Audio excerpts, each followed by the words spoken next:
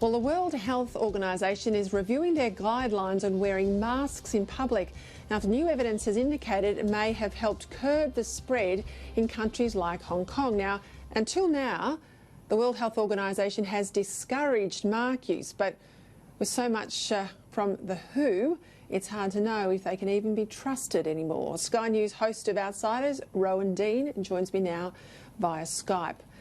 Rowan, great as always to have you on the show. Last night I interviewed Ian Duncan Smith. You would know him, former leader of the Conservative Party in Britain, former Work and Pensions Secretary of State. He had some very telling comments in relation to the bureaucracy of the World Health Organization. Let's have a listen.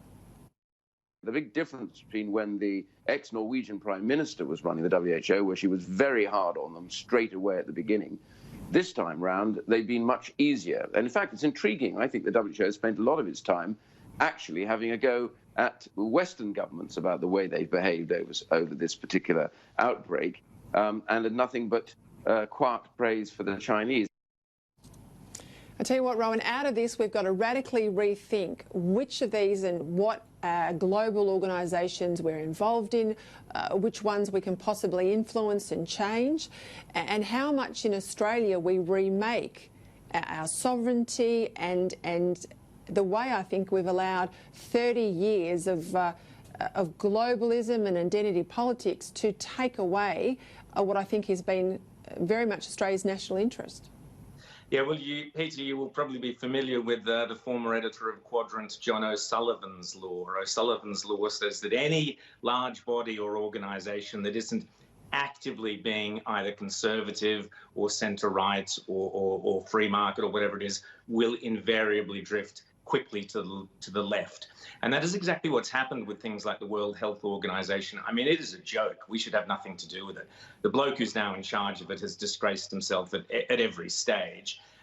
He was basically selling the Chinese, saying, oh, no, they've done, there's no human-to-human transmission going on in China. It's all safe. So it actually did, back in January and February, the World Health Organization, which every nation pays into, like the United Nations, it's there to help us. We pay for it, we subsidize it, but it was actively working against our interests and as a propaganda arm for the Chinese. Absolute disgrace. We should be pulling out of that organization tomorrow and having nothing more to do with them. By all means, let's have a world body that looks after health, but not that one. It's been completely corrupted, much as the United Nations has been completely corrupted, Peter. For the last decade or so, they have been endlessly warning us about climate change, and they have deliberately ignored many experts who were pointing out, even almost to the wet market in Wuhan itself, saying one of the big global threats coming down the pipeline would be a global virus coming out of China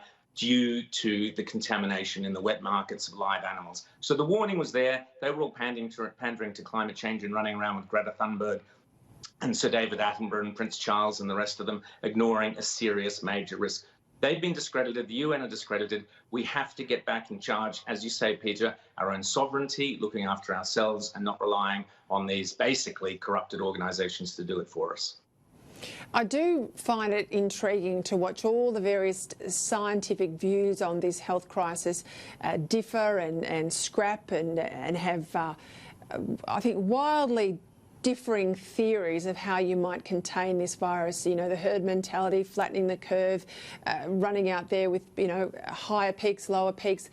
And we're allowed to have that debate. In fact, it's encouraged, and particularly if the debate from the scientists disagrees with the scientists that are supporting the Prime Minister. But when you come to the issue of climate change, scientists like Ian Plimer and Peter Ridd, they are ostracised. We're not allowed to have any debate on the science side in relation to issues like climate change. So, we're seeing a very different science debate than we're allowed when it comes to environmental matters. And we're also, I think, apologising for a whole lot of characters.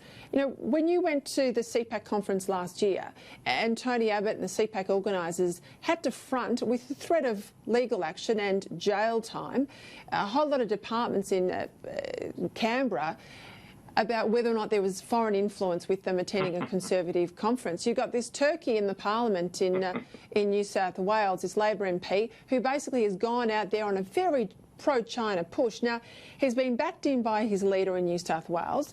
There was a question I'll play it in a minute put to Bob Carr, and he just danced right away from this question on Alan Jones today. But we've also got some footage of Shaukat Musselman himself, in his own words, talking up China. You don't have to accept my words, just listen to what the World Health Organization had said. It clearly said that the government has took the appropriate action to ensure that this coronavirus does not spread worldwide. It has spread a little, but because it was contained so much in China, that meant that the rest of the world had not been affected as it would have if those measures were not taken. So, Peter, there you see how the system works. This clown is quoting the World Health Organization to say that they have validated China's reaction, therefore China. So all this mob are all in it together. And to the shame of the Labor Party, they are incredibly close, far too close to the Chinese, far too close to these organizations. And we've seen it, that's one example of it, but there have been plenty of others. Yeah, and it's just interesting there. You can see the media sitting there with their microphones. This wasn't the free media. He invited only the Chinese media, just as Sam Dastyari did in the election campaign when he was putting out a very tight view to Chinese press. He didn't invite anyone else, and he took it upon himself to change Labor Party policy. Interestingly too, just before we go, some big changes, or at least an interregnum from Josh Frydenberg this week when he said there'll be no foreign investment approvals and if it is over a 0 point unless they come past my desk. Now, that's not the case. There's thresholds of 15 million and 35 million. He's brought them right down. I think he is very mindful that we could have distressed Australian companies after this, and the Chinese will swoop.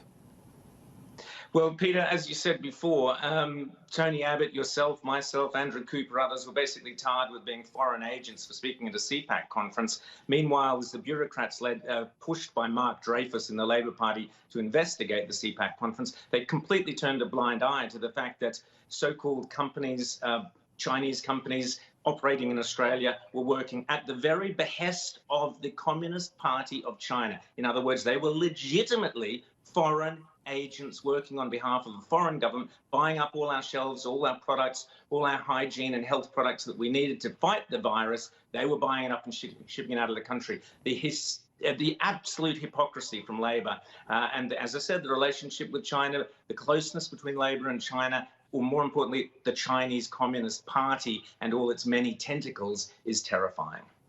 All right. As always, Rowan Dean, tell us what you think.